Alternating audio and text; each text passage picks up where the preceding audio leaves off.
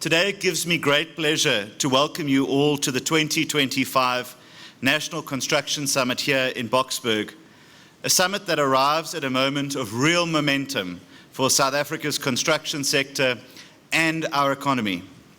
When we gathered in Durban last year, we committed to tackling head-on construction site stoppages as a step to reignite South Africa's construction industry. Since that inaugural summit, we have seen the green shoots of growth starting to emerge within the construction sector. Not only have we now emerged, Mr. President, but they are also taking root. The latest quarterly labour force survey released just days ago confirmed what many of us on the ground have already been seeing and feeling, that the sector is waking up and kicking into a higher gear. In the third quarter of this year, 130,000 new jobs were created in the construction industry. That's over half of all new jobs created in South Africa's economy during that period. If that didn't excite you, let me put it another way. More than 50% of all jobs created in Q3 came from one sector, our sector, the construction sector. This is no coincidence. It's the direct result of reforms, partnerships, and determination that government is bringing to this industry.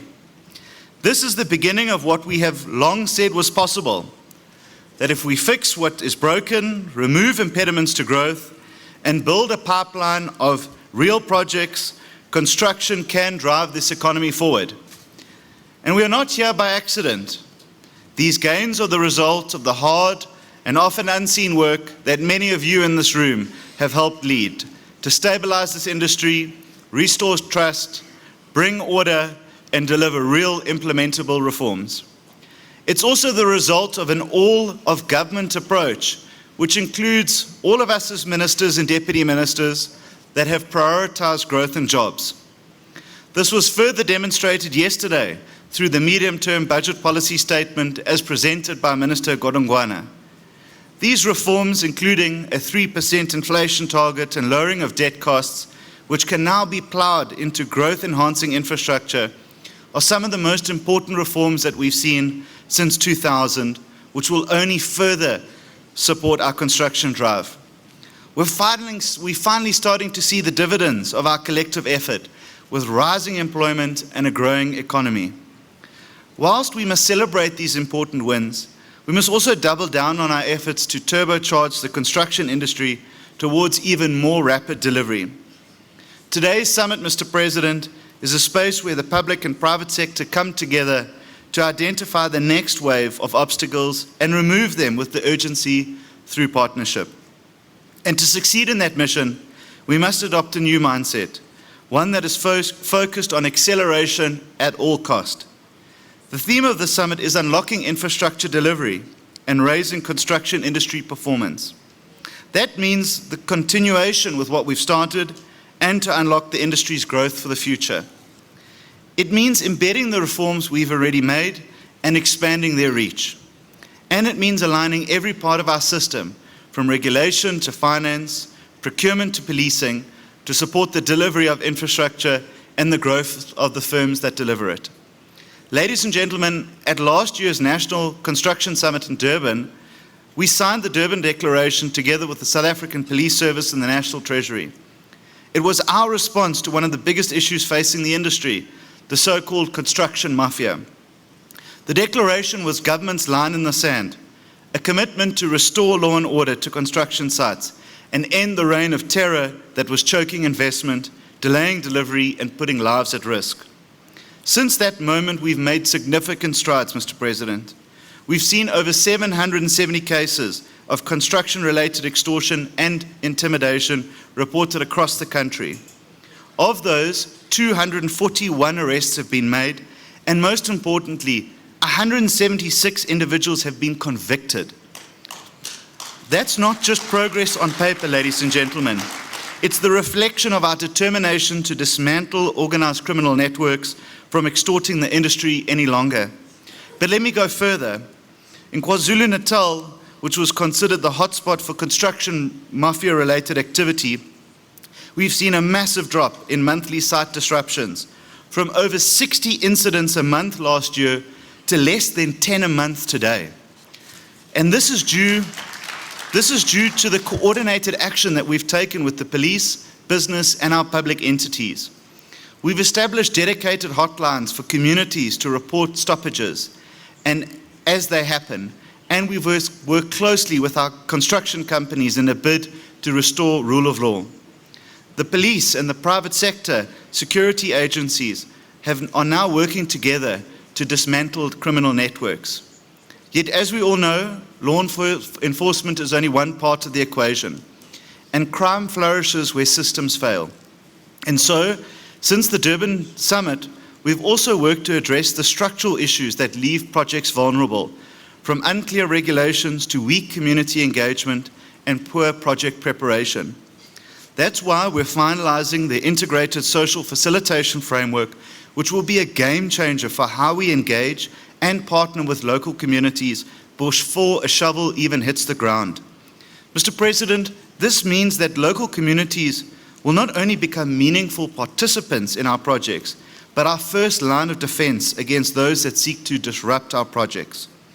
This is also why we've revitalized the CIDB's National Constructor Development Framework to help emerging contractors enter the formal system with better support and compliance, including supporting the build program through a record-breaking 300 million rand budget allocation. This progress matters, ladies and gentlemen, because as we know, the progress that we make is not enough if we want to see a revitalized and vibrant construction industry. We know that more needs to be done to ensure that the private sector has the confidence in the public sector's construction pipeline to partner with us and invest in South Africa's infrastructure future. And we must ensure that government building projects are completed on time and on budget, full stop. I also recognize that contractors have borne the brunt of our failure not to be paid on time and being stuck in endless approval loops. That's why, Mr. President, last month, our MECs, the DM, and myself said, no more delays, no more excuses. At a special meeting of our MINMEC with all 9 provinces held here at Birchwood in October, we adopted the South African Construction Action Plan, or SACAP, to fix public sector infrastructure delivery. The plan is now our shared roadmap, rooted in 6 core interventions, including accountability, ring-fencing of budgets, digitized integrated project and asset information tracking, procurement reform through the implementation of procurement war rooms, strengthening audit outcomes, and professionalizing the built environment.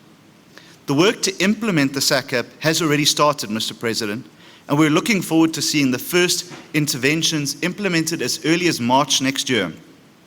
Procurement war rooms will soon be up and running in all 9 provinces. A national blacklisting database is under development, and soon the first phase of our ERP infrastructure tracking system will be piloted. This is not a wish list, ladies and gentlemen.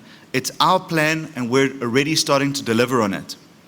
Our hope is that SACAP will directly address the negative perception of public construction projects and allow us to turn a new leaf towards delivery. With SACAP, we hope to restore public confidence in the public sector to deliver, in order to work closer with the private sector to turn South Africa into a construction site.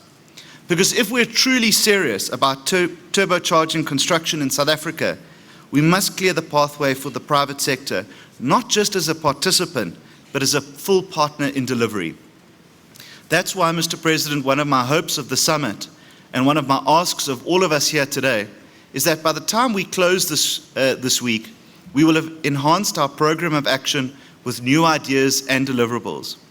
I want us to go beyond diagnostics and into implementation. I want us to adopt a mindset of scale and speed, because the reality is this: government can't do it alone, and nor should it.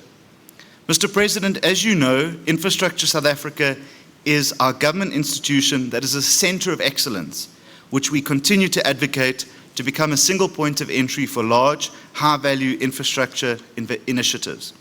Through structured coordination, ESA ensures that projects are registered, appraised, and approved through robust governance, that there is credible and bankable infrastructure pipelines for the private sector to invest in.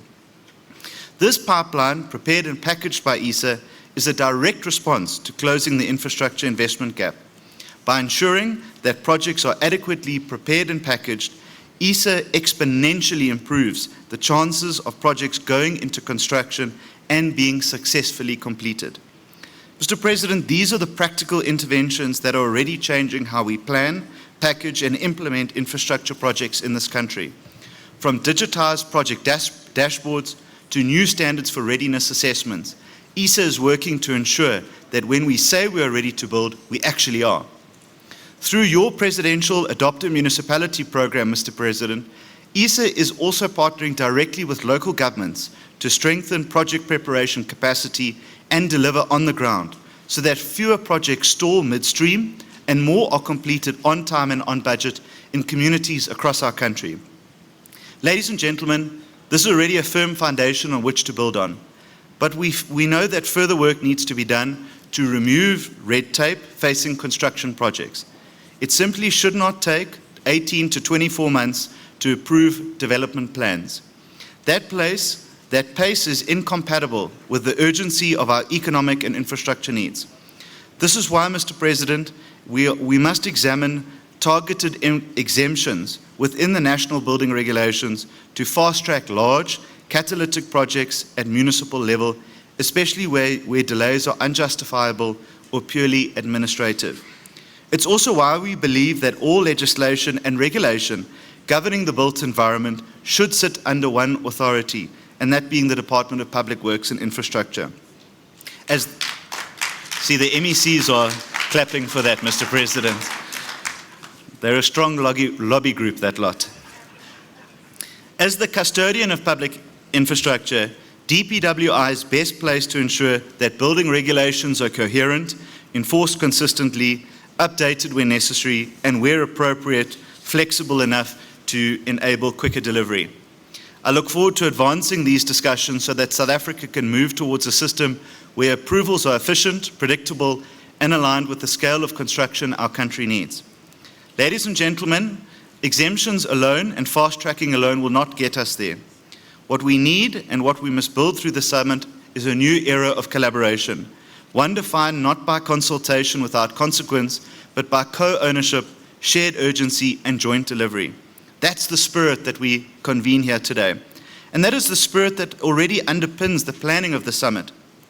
Mr. President, when you gave this department, myself and the Deputy Minister, our marching orders at the State of the Nation address in July 2024 to turn South Africa into a construction site, we relish this opportunity to turn your dream into a reality.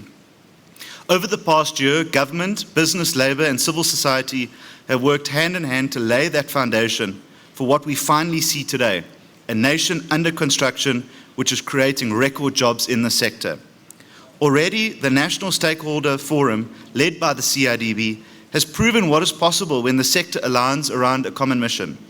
We've seen multi-stakeholder task teams reduce site disruptions. We've seen law enforcement working hand in glove with project managers to protect workers and ensure uninterrupted delivery. We've seen businesses and community leaders at the same table, not as adversaries, but as co-creators of opportunity. If this is what we can achieve, Mr. President, in just 1 year, imagine what more we can do before 2029. Over these next 2 days, through our commissions, plenaries, and side sessions, we have the opportunity to take that collaboration to the next level. Whether it's fixing procurement, accelerating participation and inclusion, or scaling innovation, we must do it together, because a fragmented industry cannot deliver integrated infrastructure. This is why we've designed this year's summit to reflect the full complexity and possibility of our ecosystem. And of course, the summit itself reflects the kind of scale and ambition we're striving for. With over 2,000 confirmed participants, including industry leaders, government officials, regulators, SOEs, professionals, and young people, this is one of the largest construction summits South Africa has ever hosted. Mr. President, I believe we are at a turning point, and this summit marks that moment. I've never been more hopeful and more optimistic for our country. We can feel it and we can see it. And next week, the rest of the world will also be able to see it as we make history as the first country in Africa to host the G20. Thank you for believing in us, Mr. President. Thank you for believing in this sector. We will continue to turn South Africa into a construction site because the best is yet to come.